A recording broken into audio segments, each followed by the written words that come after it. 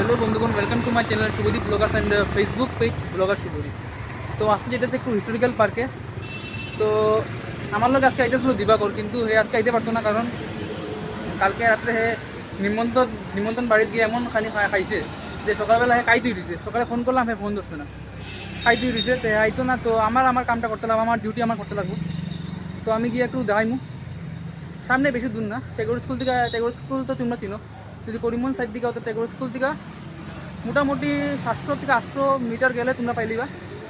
আর তোমরা যদি শিলচর অথবা তুমি পাঁচদাম অথবা শিলচর দিকে যদি আও তোমরা, তাইলে রেল লাইনকে ক্রস করিয়া মোটামুটি 100 মিটারের কাছাকাছি আইলে তোমরা দেখি লাইবা। তোমরা যদি করিমগঞ্জের হইয়াও তাহলে তোমরা বাদিকে পড়বো, আর যদি তোমরা পাঁচদাম অথবা শিলচর হইয়াও তাহলে তোমরা ডাইন দিকে পড়বো।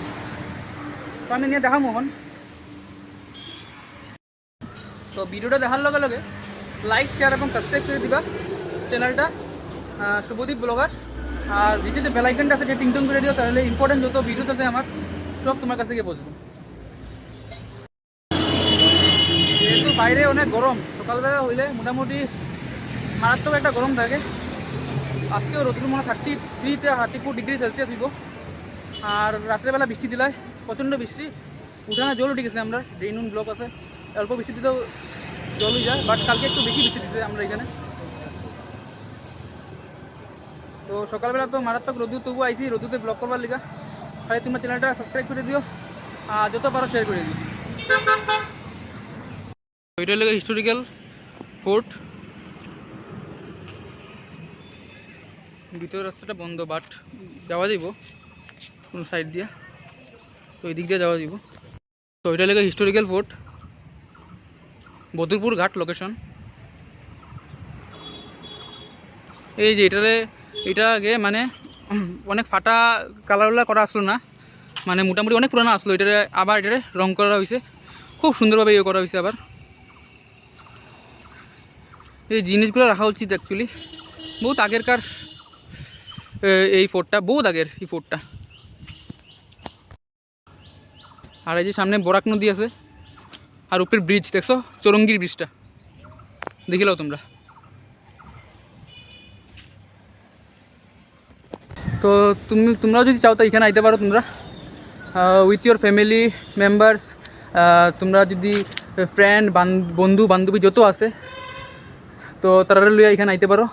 একটা বেস্ট প্লেস, এখানে তোমরা ভিজিট করি একবার দেখিও এই লোকেশনটা। ঠিক আছে, বদরপুর ঘাটে লোকেশনটা।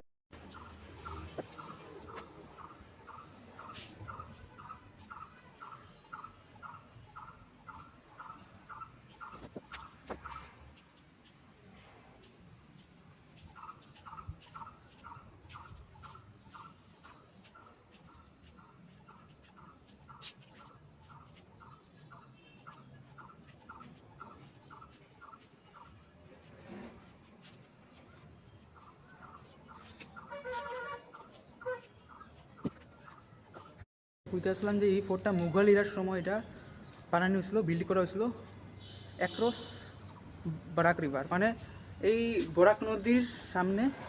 এই মুঘল ইরা যখন আসলো, মুঘল ইরার সময় যখন আসলো, তখন এটা বিল্ড করা হয়েছে এই তোমার হিস্টোরিক্যাল ফোর্ট, আর লগে বরাক নদীও আছে। তো এটা একটা খুব মানে বেস্ট ডেস্টিনেশন কোয়া যায় এটা।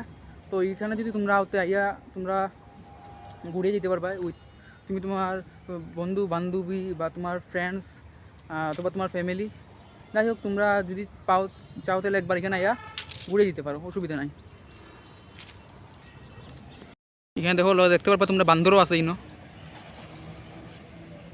বান্দর বেশি কিছু করে না, তুমি তোমার আইয়া ঘুরে যেতে পারবো। One of the best destination এই বদরপুর ঘাটের মধ্যে। বান্দরের লাগলে তোমরা বান্দরে কামড় মারবো, বাট তুমি যদি লাগো না তো কিছু করতো না।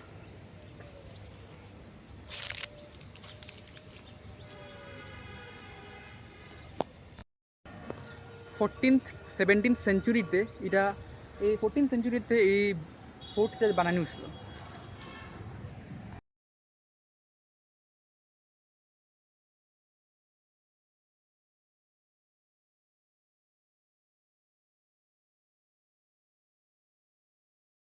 ও বান্দরিতে নিচেই গেছে, ওখান যাইতাম খিলা এটাও চিন্তা করি। আর অত ভাষণ দিলাম যে বান্দর ডরাই না, কিন্তু কামড়াই দিলে তো আমার রিক্সকে আমার হয়ে যাব। বা ইঞ্জেকশনকে পড়লে তো আমার মারতে লাগবো না নি, ওটার লাগি চিন্তাটাও আমার করতে লাগবো।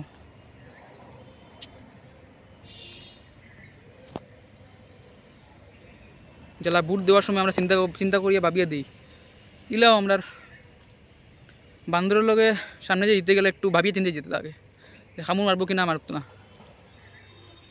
অবশ্য অনেক বান্দরের মুখ দেখে বুঝিলাই যে বান্দরে কামড় মারবো না আদর করবো। তো এই বান্দর ইটা দেখতে লাগে যে একটু শান্ত শিষ্ট যাই গিয়া সামনে দিয়া, ইটা হইতো আর জয় গরুর নামে যাই গিয়া। তো অবশ্যই অনেক রিস্ক লিয়া জায়গাটা পার করলাম, তো যাই গিয়া দেখলে তোমরা।